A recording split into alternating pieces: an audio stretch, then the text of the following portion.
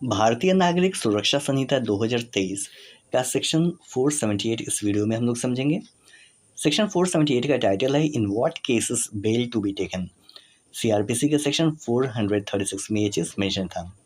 देखिए जनरली मतलब स्पेसिफिकली हम लोग सीखेंगे वैसे केसेस जो बेलेबल ऑफेंसेस होंगे उसके कंटेक्स्ट में, एंड नॉन बेलेबल ऑफेंसेस हम लोग पढ़ेंगे सेक्शन 480 में।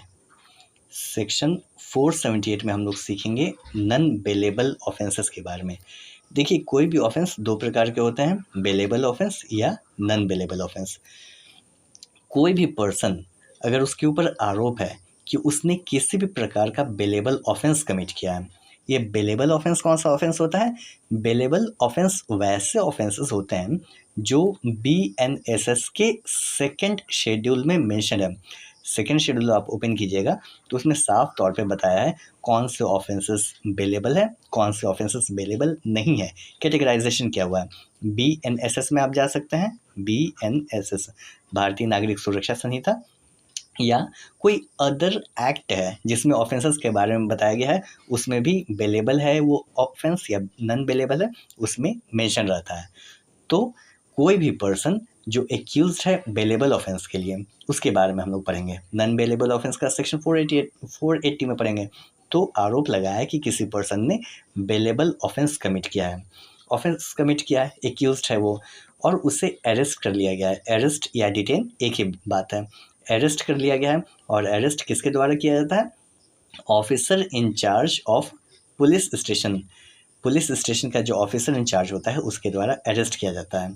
तो पुलिस ऑफिसर के द्वारा अरेस्ट किया गया है या उसे कोर्ट के सामने हाजिर किया गया है, ठीक है, कोर्ट के सामने हाजिर किया गया है, तो या तो वो पुलिस कस्टडी में है या कोर्ट के सामने। कोर्ट में क्या होता है? कोर्ट में प्रोसीडिंग्स चलता है। तो कोर्ट में किसी प्रोसीडिंग के किसी भी स्टेज पर अगर वो पर्सन तैयार है बेल देने के लिए तो उसे रिलीज़ कर दिया जाएगा, छोड़ दिया जाएगा बेल पर। बेल का मीनिंग क्या होता है? बेल का मीनिंग होता है किसी भी पर्सन को छोड़ देना बॉन्ड पर या बेल बॉन्ड पर। बेल का सिंपली मीनिंग समझिए कि रिलीज़ कर देने को बेल कहा जाता है, पर्सन को छोड़ देना, सो दैट वो बाहर रहे, जेल में ना रहे, बाहर रहे। तो कोई भी पर्सन बेलेबल ऑफेंस के लिए एक्यूज्ड है, वो पुलिस कस्टडी में है या कोर्ट के सामने है और वो प्रिपेयर है बेल देने के लिए, तो उसे रिलीज़ कर दिया जाएगा। किस केस में? बेलेबल ऑफेंस के केस में। फर्दर इस सेक्शन का प्रोवाइजो कहता है, इस सेक्शन का प्रोवाइजो बताता है कि कोई भी पर्सन, देखिए जो पर्सन ऑफेंस कमिट किया है वो पर्सन दो प्रकार के हो सकते हैं, या तो वो इंडिजेंट है या इंडिजेंट नहीं है, ठीक है। दूसरे प्रकार का इंडिजेंट नहीं है। इंडिजेंट मतलब गरीब, गरीब इंसान। तो या तो वो गरीब हो सकता है या गरीब नहीं हो सकता है। तो जो गरीब है उसके लिए स्पेशल प्रोविज़न बनाया गया है जो कि प्रोवाइजो बताता है जो पर्सन, जो ऑफेंडर है, जो एक्यूज्ड है कि उसने बेलेबल ऑफेंस कमिट किया है, वो अगर इंडिजेंट है और वो श्योरिटी लाने में असमर्थ है, यानी कोर्ट ने मांगा या पुलिस ऑफिसर ने कहा श्योरिटी लाओ, हम तुम्हें बेल पर रिलीज़ कर देंगे, लेकिन वो श्योरिटी नहीं ला सकता है क्योंकि वो गरीब है। तो ऐसे सिचुएशन में बेल बॉन्ड लेने के बजाय सिंपली बॉन्ड पर ही उसे छोड़ दिया जाएगा और कहा जाएगा कि जब भी तुम्हें बुलाया जाएगा तुम्हें अपीयर होना है, ठीक है। यानी बेल बॉन्ड नहीं लिया जाएगा, सिंपली बॉन्ड उससे लिया जाएगा। दोनों में अंतर क्या होता है? देखिए बॉन्ड डिफाइंड है BNSS के सेक्शन 21E में एंड बेल बॉन्ड डिफाइंड है 21D में। ये दोनों जो टर्मिनोलॉजी है ये CRPC में डिफाइंड नहीं था, BNSS में डिफाइंड था। इसीलिए CRPC में सिंपली बेल का यूज़ हुआ है, एंड जहाँ पर भी श्योरिटी नहीं चाहिए होता है वहाँ पे सिंपली CRPC में लिखा रहता था कि विदाउट श्योरिटीज़। लेकिन BNSS में ऐसा प्रोविज़न आपको नहीं मिलेगा। BNSS में विदाउट श्योरिटीज़ कहकर कुछ भी नहीं रहेगा। BNSS में आपको कहीं भी देखिएगा तो कहेगा या तो बेल बॉन्ड या बॉन्ड, ठीक है। दोनों का मीनिंग क्या होता है? देखिए बेल जो होता है, बेल दो प्रकार का हो गया। बेल मतलब क्या होता है? बेल मतलब होता है रिलीज़ करना। रिलीज़ दो प्रकार से किया जाता है किसी भी पर्सन को, या तो उससे बेल बॉन्ड लिया जाएगा, ये जो बेल बॉन्ड है ये बेल बॉन्ड लिया जाएगा, थोड़ा सा इसको इरेज कर देते हैं, साफ दिखेगा। या तो बेल बॉन्ड लिया जाएगा या देखिए, या तो बेल बॉन्ड से उसको रिलीज़ किया जाएगा या बॉन्ड से रिलीज़ किया जाएगा। दोनों में अंतर क्या है? बेल बॉन्ड में यहाँ पर श्योरिटी की आवश्यकता होगी, श्योरिटी चाहिए होता है, लेकिन बॉन्ड में श्योरिटी की आवश्यकता नहीं होता है। ये न्यूली डिफाइंड है बीएनएसएस में, सीआरपीसी में ये डिफाइंड नहीं था। सीआरपीसी में सिंपली बेल था, लेकिन इसमें बेल बॉन्ड एंड बॉन्ड दो अलग अलग टर्मिनोलॉजी डाला गया है और दोनों को डिफाइन भी किया गया है, मीनिंग क्या होता है। तो कह रहा है instead of taking bail bond, यानी श्योरिटी लेने के बजाय बिना श्योरिटी के ही उसे रिलीज कर दिया जाएगा। Discharge him on his executing a bond. ठीक है, आई होप आप समझ रहे हैं। प्रोवाइजो क्या कह रहा है?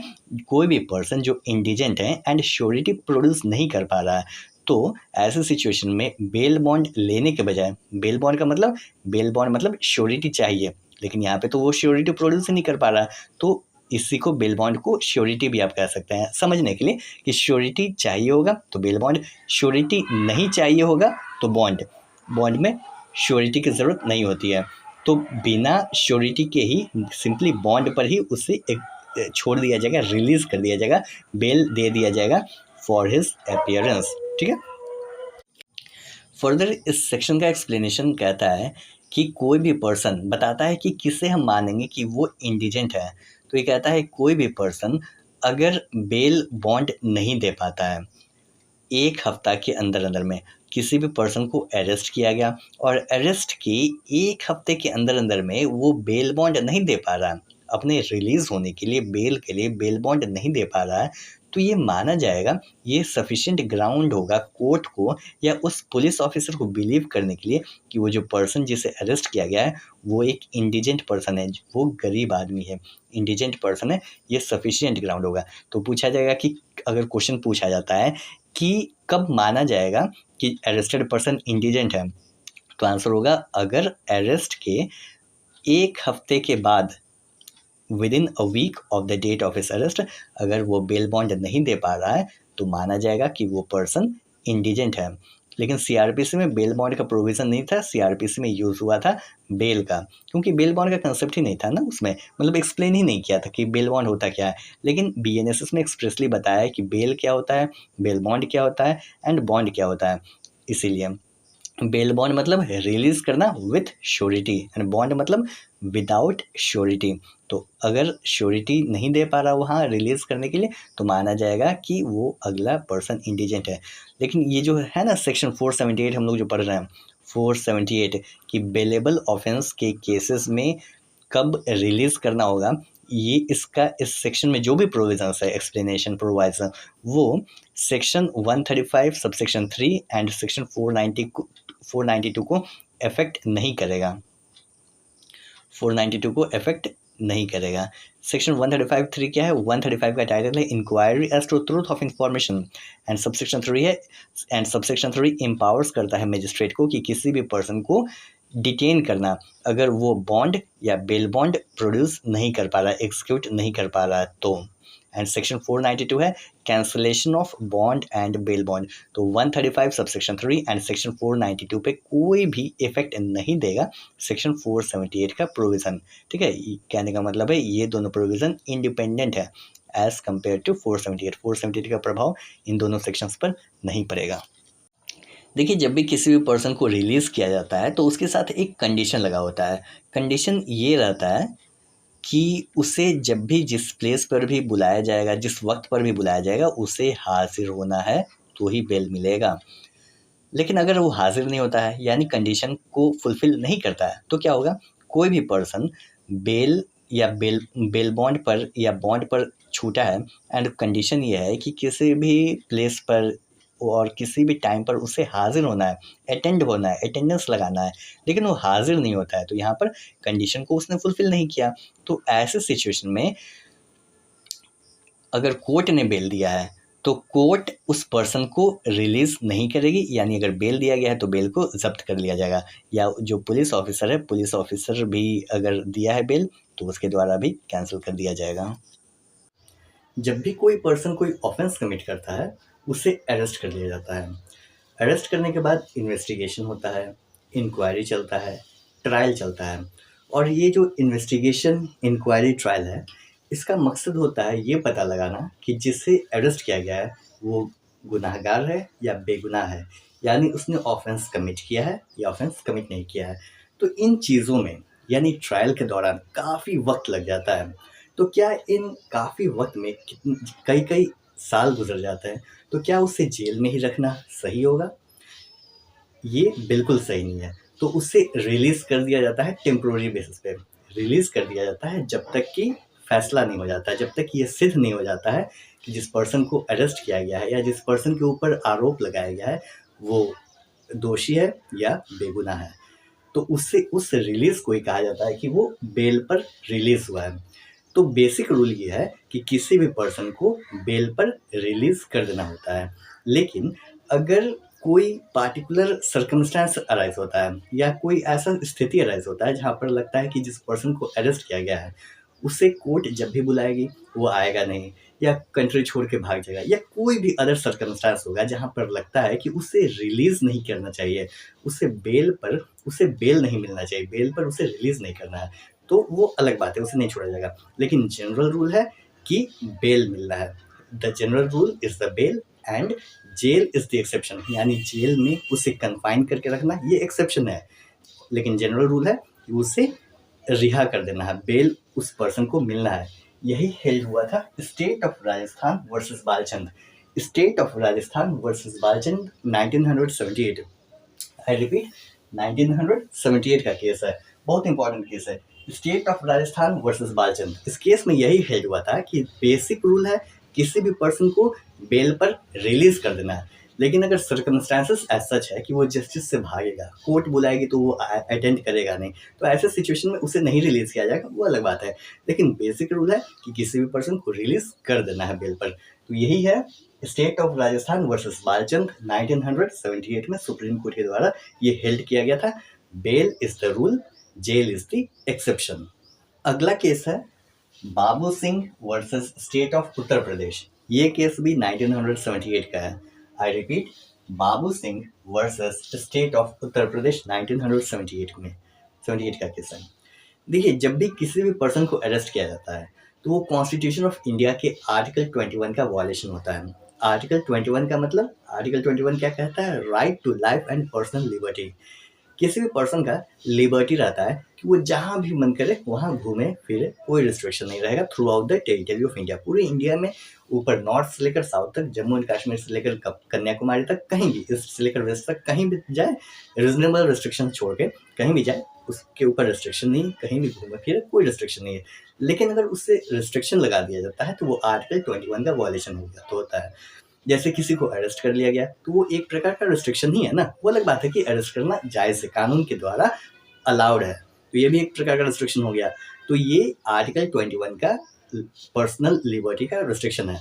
तो जब भी बेल, अरेस्ट कर लिया गया तो बेल के लिए अप्लाई किया जाता है। बेल के लिए अप्लाई किया जाता है मतलब बेल के लिए अप्लाई किया गया सो दैट उसे छोड़ दिया जाए टेम्पोररी बेसिस पर, बाहर वो घूमे फिरे। जब भी कोर्ट बुलाएगा वो अगला पर्सन हाजिर होगा। लेकिन बेल को नामंजूरी कर दिया जाता है। अगर बेल देने से रिफ्यूज किया जाता है कोर्ट के द्वारा तो ये रेयर होना चाहिए, सर्कमस्टांस एक्स्ट्रा ऑर्डिनरी होना चाहिए कि किस सिचुएशन में क्यों बेल रिफ्यूज किया गया है, क्योंकि ये पर्सनल लिबर्टी का वायलेशन है। जेल करना, अरेस्ट करना पर्सनल लिबर्टी का वायलेशन है, इसीलिए बेल रिफ्यूज करना काफ़ी रेयर होना चाहिए। तो यही हेल्ड हुआ Babu Singh versus state of UP 1978 का। बेल एंड बॉन्ड से संबंधित, बेल या अरेस्ट आप कर सकते हैं, इससे संबंधित ये दोनों केस काफ़ी इंपॉर्टेंट है। तो अगर क्वेश्चन में पूछा जाएगा तो ये दोनों केस आप मेंशन कर दिया जाएगा, काफ़ी इजी केस है, दोनों 1978 का केस है। State of Rajasthan versus Balchand, इस केस में हेल्ड हुआ कि बेल रूल है एंड जेल एक्सेप्शन है।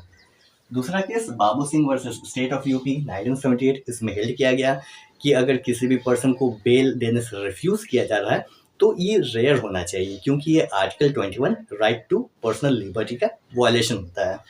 तो ये था state of Rajasthan versus Balchand and Babu Singh versus state of UP, दोनों 1978 का केस है। भारतीय नागरिक सुरक्षा संहिता 2023 का सेक्शन 478 बताता है in what cases bail to be taken. CrPC के सेक्शन 436 में चीज मेंशन था। ये कहता है किन सिचुएशन में बेल मिल सकता है। एक्यूज को बेल दे दिया गया, रिहा हो गया, आजाद हो गया, लेकिन कुछ सिचुएशन ऐसे भी होते हैं जहां पर बेल देने के बाद वापस विड्रॉ भी कर लिया जाता है, कैंसिल कर दिया जाता है, विड्रॉ कर लिया जाता है कि वो फर्दर बेल पर रिलीज नहीं हो सकता है। किन सिचुएशन में? अगर एक्यूज्ड एब्सकॉन्ड करने की तैयारी कर रहा है, कोशिश कर रहा है, अगर भागने की कोशिश कर रहा है, देश छोड़ के भागने की कोशिश कर रहा है, या कोर्ट का जो जुरिस्डिक्शन है, कोर्ट ने मना किया है कि इस टेरिटरी के बाहर नहीं जाना है, जुरिस्डिक्शन के बाहर नहीं जाना है, तो वो कोशिश कर रहा है या भाग रहा है एब्सकॉन्ड करने के लिए, फरार होने के लिए, भागने के लिए, तो ऐसे सिचुएशन में बेल को विड्रॉ कर लिया जा सकता है। अगला सिचुएशन, अगर जो एक्यूज है वो प्रोसिक्यूशन के विटनेस को डराता है, धमकाता है, उसका मुंह बंद करने के लिए कुछ पैसा देता है, घूसखोरी करता है, कहता है इतना पैसा ले लो, कुछ बोलना नहीं, या जो एविडेंस है, एविडेंस के साथ छेड़खानी करता है, उसको बदलने की कोशिश करता है, डिस्ट्रॉय करने की कोशिश करता है, तो इन सिचुएशन में जो बेल ग्रांट किया गया है एक्यूज को, उस बेल को विड्रॉ किया जा सकता है। ठीक है।